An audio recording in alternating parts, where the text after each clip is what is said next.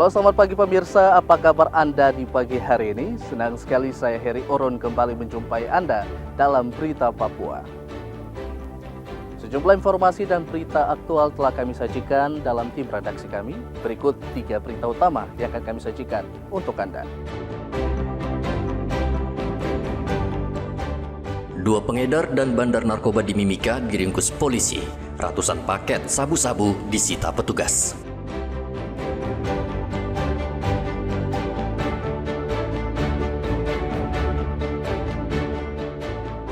Nelayan tidak melaut karena cuaca buruk. Harga ikan di Merauke melonjak.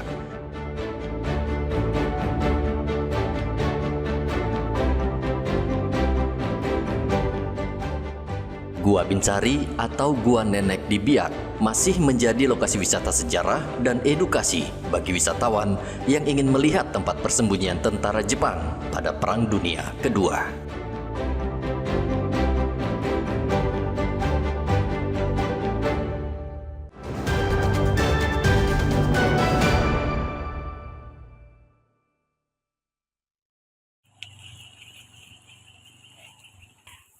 Satuan Reserse Narkoba Polres Mimika menangkap 2 pemuda yang diduga merupakan bandar sabu-sabu.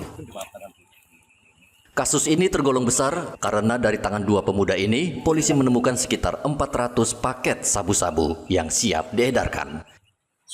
Para pelaku menyembunyikan barang bukti sabu-sabu di 4 lokasi. Wakapolres Mimika Kompol Hermanto mengatakan pengungkapan dimulai dari penangkapan pelaku AI di Jalan Cendrawasih, tepatnya di depan kantor DPRD Mimika, dengan barang bukti awal sebanyak 6 paket sabu-sabu. Barang bukti yang diamankan sejumlah 6 paket. Kemudian di Jalan Cendrawasih lorong samping kuburan SP2 ada 1 paket. Kemudian di Jalan Hasanuddin, tepatnya di Gang Sirsak, ada kurang lebih 429 paket. Kemudian TKP terakhir ditemukan di Jalan Irigasi, tepatnya di Gang Kutah. BB yang diamankan 2 paket, dimasukkan di dalam 1 botol hemaviton. Kemudian tersangka yang berhasil kita amankan sampai dengan saat ini ada 2 orang. Kemudian nanti ada pengembangan lebih lanjut. Selain sabu-sabu, polisi juga menyita sejumlah uang tunai yang diduga merupakan hasil transaksi narkoba. Kedua pelaku berasal dari Jawa Timur dan diduga mereka sudah lama mengedarkan sabu-sabu di Mimika. Polisi saat ini masih melakukan pemeriksaan untuk mengungkap jaringan narkoba mereka.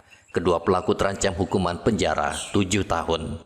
Dari Mimika, Papua Tengah, Igobat Momolin melaporkan.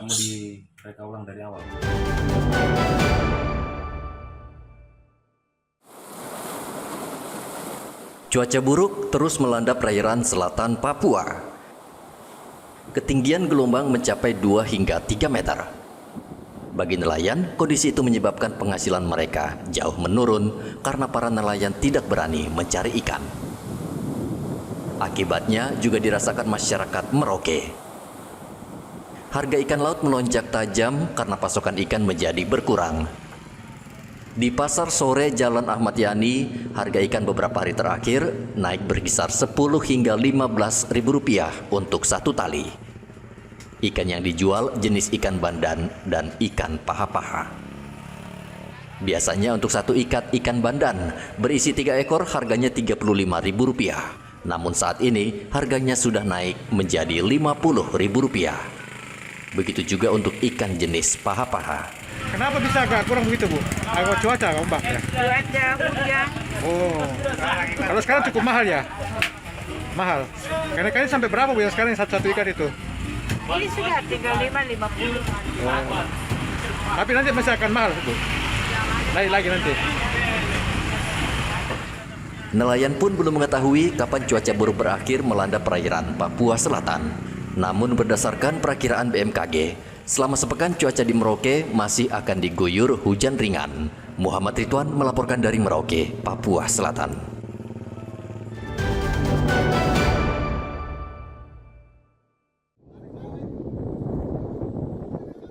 Berbagai usaha terus dilakukan tim SAR Kaimana dibantu keluarga 2 nelayan yang hilang.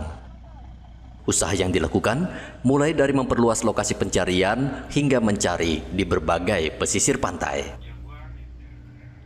Tim SAR gabungan menggunakan rescue boat dan terus menyisir perairan dalam atau luar.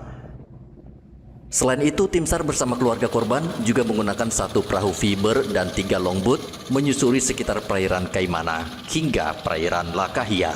Namun hingga Rabu sore belum ada tanda-tanda kedua korban ditemukan. Memasuki hari ke-5 proses pencarian korban kecelakaan laut yang mana dilaksanakan oleh Posar Kaimana bersama kantor pencarian pertolongan Timika juga keluarga korban dengan menggerakkan 1 alut kapal RB217 dari Timika dan dibantu oleh 1 fiber dari Posar pencarian dan pertolongan Kaimana, ditambah juga dari pihak keluarga 3 longboat fiber.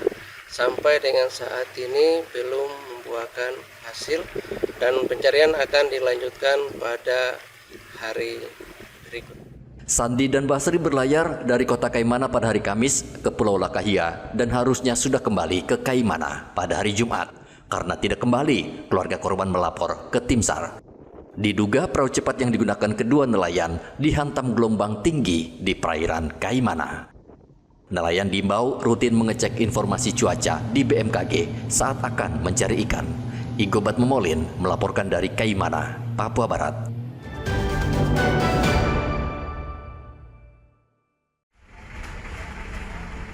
Pemandangan di SPBU di Jalan Ahmad Yani, Merauke, Papua Selatan beberapa hari terakhir agak berbeda. Antrian kendaraan truk yang biasa mengular panjang kini jauh berkurang. Begitu juga di SPBU di Jalan Parako. Jumlah truk yang antre BBM di SPBU tidak panjang sehingga tidak menimbulkan kemacetan lalu lintas. Hal itu terjadi setelah polisi gencar menggelar razia terhadap truk yang tidak dilengkapi dokumen. Bahkan ada truk dengan plat nomor yang sudah mati selama 4 tahun. Karena ada info katanya ada kelengkapan dari kendaraan-kendaraan yang biasa keluar masuk di SPBU tidak lengkap surat-suratnya. Antrian untuk beberapa hari ini sudah agak berkurang. Itu juga di SPBU sekarang setiap SPBU kita selalu dicek barcode dengan plat nomor. Terus ada penyesuaian dengan kendaraan. Kalau di situ kita cek scan kendaraan barcode tidak muncul sesuai dengan yang tertera di barcode, pasti kita tidak melayani kendaraan tersebut. Oh gitu. Iya.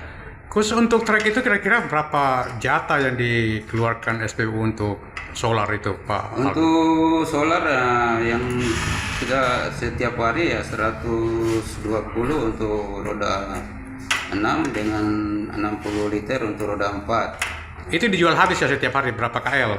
Itu minimal kita setiap hari itu sampai 10 atau 11 yang yang sesuai dengan pengiriman dari sana. Ini terjual habis ya? Iya, habis.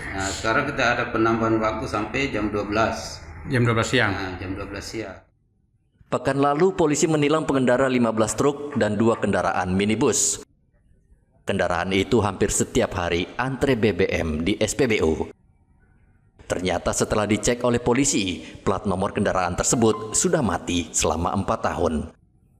Polisi akan terus melakukan razia di sekitar SPBU sehingga pengendara tertib dan berkendara sesuai aturan. Muhammad Ridwan melaporkan dari Merauke, Papua Selatan.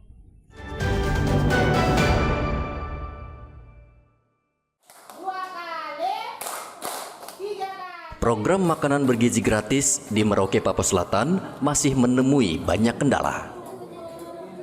Padahal program ini sangat dibutuhkan siswa, terutama yang berasal dari keluarga tidak mampu. Salah satu masalah yang sering terjadi adalah kekurangan bahan pangan di pasaran seperti sayuran, ikan, dan lauk pauk lainnya. Akibatnya, dapur tidak maksimal mengolah makanan untuk para siswa.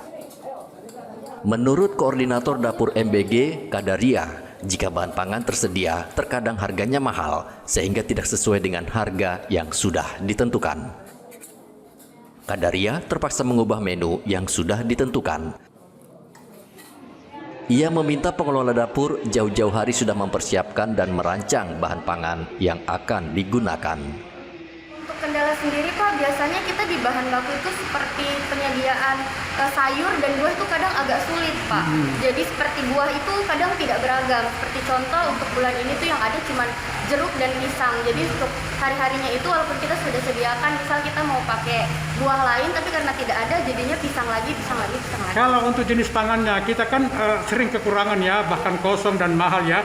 Nah, bagaimana cara Ibu mensiasati sehingga bisa memenuhi ini, Bu? Untuk memenuhi kebutuhan ya Pak. Ya. Jadi kalau untuk memenuhi kebutuhan biasanya kita tuh sudah konfirmasi dengan pihak penyedia bahan bakunya Pak. Misalnya 1 minggu sebelum menu tersebut. Kayak ikan kan agak sulit Pak. Kita tuh konfirmasi 1 minggu sebelumnya apakah ikan itu ada untuk stok yang kami butuhkan atau tidak. Kalau misalnya tidak ada berarti kami mencoba mencari menu lain lagi Pak. Misal diganti jadi ayam seperti itu. Saat ini jumlah pelajar yang menjadi penerima program makan bergizi gratis di Merauke lebih dari 3.000 siswa. Penerima MBG mulai dari siswa TK, SD, SMP hingga SMA. Pemberian makan bergizi gratis kepada siswa di Merauke tidak dilakukan secara merata karena terkendala pendanaan sehingga dilakukan dengan sistem bergiliran. Muhammad Ridwan melaporkan dari Merauke, Papua Selatan.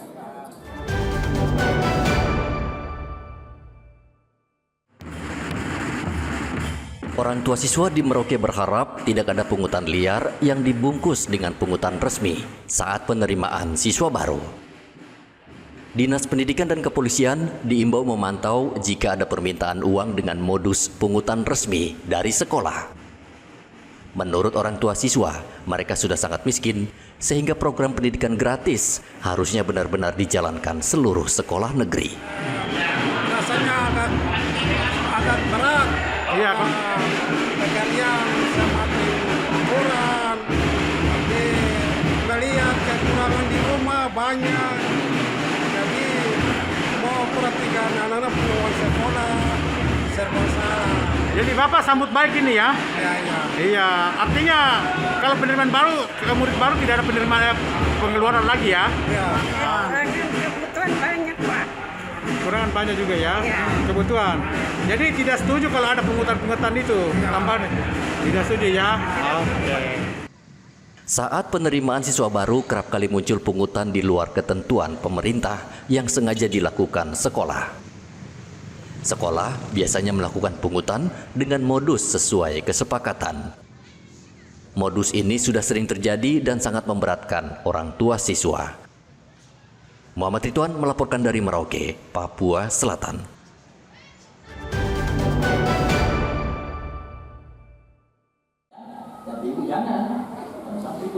107 calon jemaah haji asal Merauke, Papua Selatan dijadwalkan akan bertolak ke Tanah Suci pada tanggal 29 Mei bersama dengan jemaah haji asal Kabupaten Mimika dan Kabupaten Sarmi.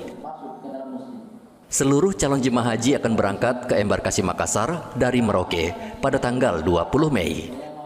Lalu pada tanggal 26 Mei mereka akan masuk karantina sebelum bertolak ke Jeddah, Arab Saudi. Saat ini seluruh jemaah haji tengah bersiap dan berada dalam kondisi yang sehat karena sebagian dari mereka berusia lanjut. Merauke mendapat kuota, dia masuk di kloter 29. Maka di kloter 29 maka masuk di embarkasi pada tanggal 21. Dia masuk di Merauke, Mimika, Sarmi dan lain sebagainya. Tanggal berapa berangkat dari? Diperkirakan untuk masuk H-1 berarti kita mungkin kita akan start dari Masjid Raya pada tanggal 20 ya. bulan Mei. Izin Pak Ustadz, kira-kira jumlah totalnya berapa semua jemaah kita yang sudah fix yang akan berangkat ini? Yang fix adalah untuk Merauke dari 80 menjadi 27, maka berarti 100. Saat ini 107 calon haji terus membekali diri dengan mengikuti manasik haji untuk memahami tata cara ibadah sesuai tuntunan Rasulullah. Muhammad Ridwan melaporkan dari Merauke, Papua Selatan.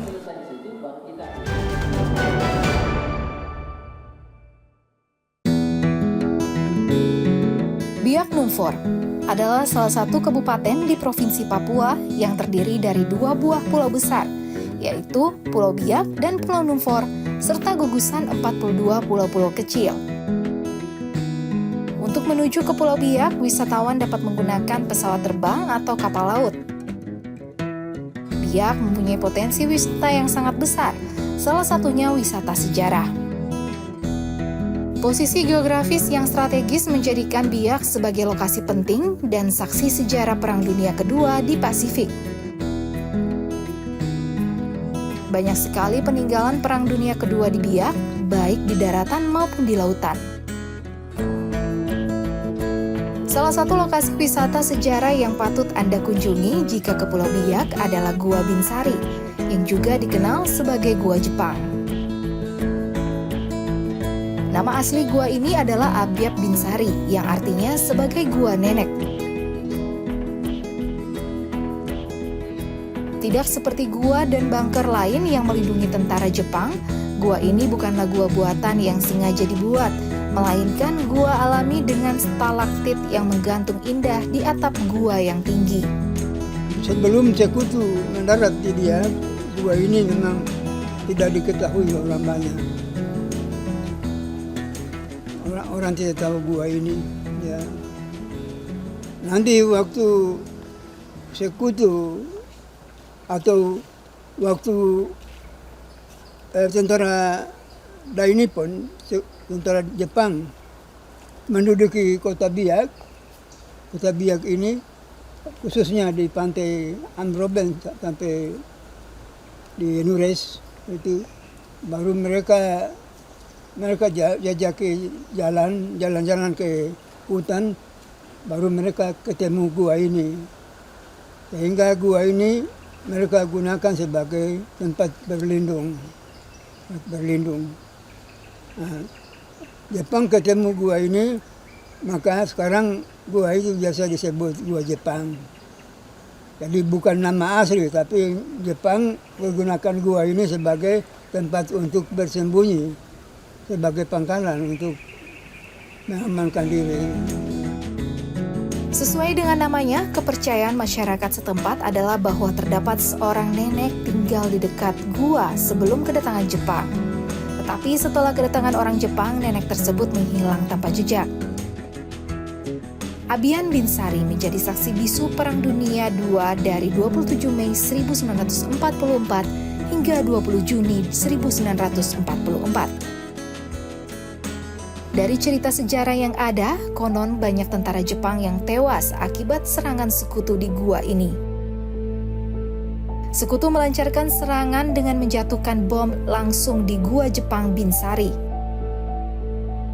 Saat itu Biak dilindungi oleh 11.000 tentara Jepang di bawah komando Kolonel Naoyuki Katsume. Karena merupakan bagian dari wilayah Papua yang menguasai pintu masuk Teluk Gelfing, dekat ujung barat Papua pada masa kolonial.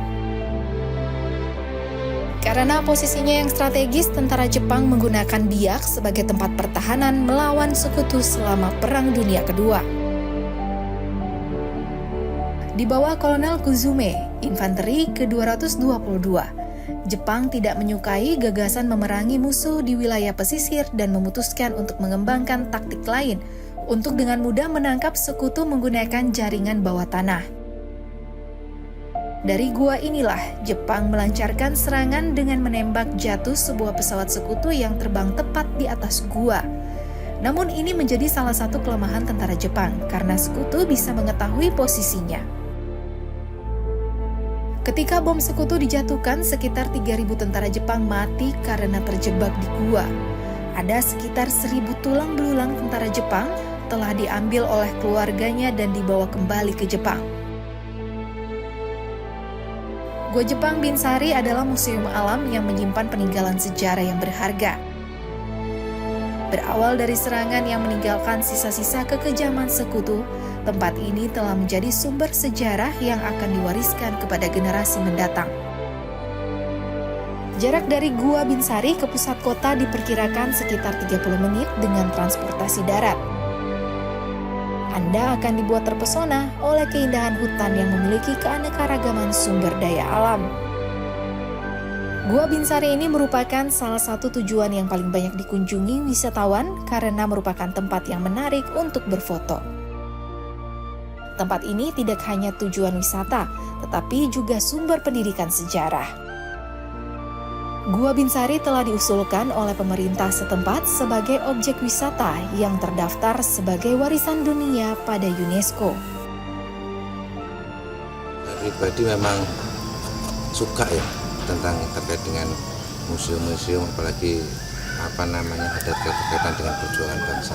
Dan kebetulan kan kita ada sedikit cerita tentang kakek masalah peperangan dulu seperti apa gitu kan. Jadi antusias datang ke sini melihat ada mortir, ada apa semua masih lengkap, meskipun bentuknya udah tidak kurang terjaga dengan baik sebenarnya ya. Cuma ya untuk so far sejauh ini sih ini udah cukup mengesankan. Jadi kebetulan kan kita di Biak ini juga tidak lama, karena ada tugas saja saya sempatkan untuk datang ke sini seperti itu. Untuk keberadaannya sendiri pun memang kalau memang untuk sesuai dengan perundangan itu memang harus kita munculkan, kita lebih publikasikan lagi supaya generasi muda ini tahu sejarahnya bangsa ini seperti apa. Jadi untuk menumbuhkan rasa nasionalismenya sehingga rasa memilikinya semakin besar. Soalnya kalau sekarang sudah bagus dan tempatnya sudah ada akses jalan tangga turun ke goa, jadi sudah bagus. Kami senang sekali kalau lihat-lihat. Terus mungkin yang kurang itu kami di dalam gua kan masih gelap, mungkin ada lampu, mungkin ada cahaya sedikit lampu tuh supaya mungkin ada orang yang kita mau ambil gambar juga tidak terlalu ini bisa kelihatan semua di dalam bagian dalam. Tapi sudah bagus, tempatnya sudah bagus. Teman-teman di luar juga kali saya sempat bawa live juga biar mereka lihat anak-anak sekolah yang mau datang kita suruh orang tuanya ajak ke sini biar lihat-lihat gua Jepang, biar ada wawasan sejarah lagi tuh.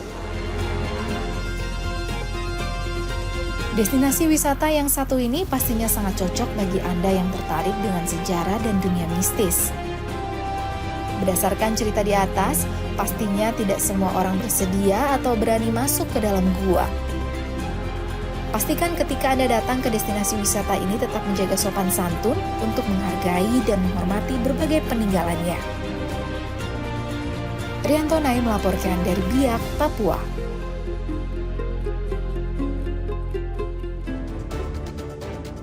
Pemirsa, informasi tadi mengakhiri jumpa kita dalam Berita Papua. Saya Heri Orun mewakili seluruh kerabat kerja yang bertugas mengucapkan terima kasih atas kebersamaan Anda. Selamat pagi, selamat beraktivitas dan wanyambi.